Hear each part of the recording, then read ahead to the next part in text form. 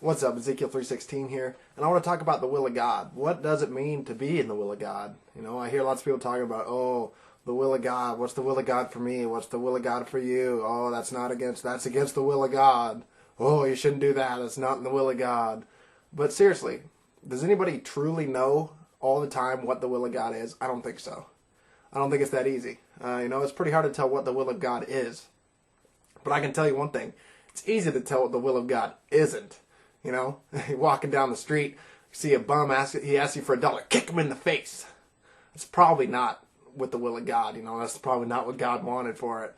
He probably gave you that bum so you can, show him some love or something like that, preaching the gospel or something like that. But, it's probably not in the will of God, sucker punch him and just lay him out or something like that. Or, slap a baby. That's probably not in the will of God. But, on a serious note, what is the will of God, And if they're, with the will of God, what can we do about it, Is it our choice? Can we go with the will of God? Can we not do anything because, God is so awesome and powerful that whatever he wants, whatever he wills happens because we're just puny little people, What can we do against, the will of God? And that makes sense because we are just people. We're just people. He's God and we're people. If he wants something done, if his will is this, then I don't see us stopping it. I don't see us getting in his way, Oh, wait, God. Wait. Hold on a second, God. I don't, oh, yeah, I'm sure he's going to listen. But, what does it mean?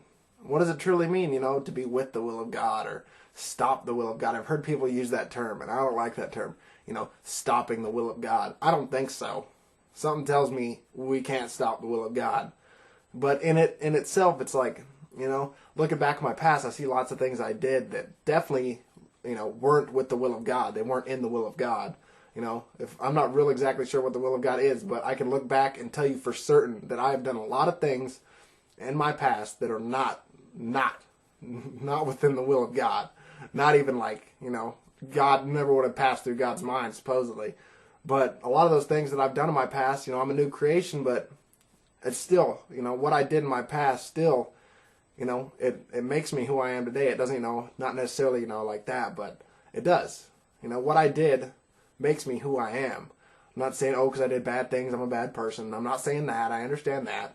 I'm just saying, if I wouldn't have done drugs for 10 years, I probably wouldn't be like I am right now. I'd be completely different. My personality would be different, just everything. I'd be different. I'd be a different person.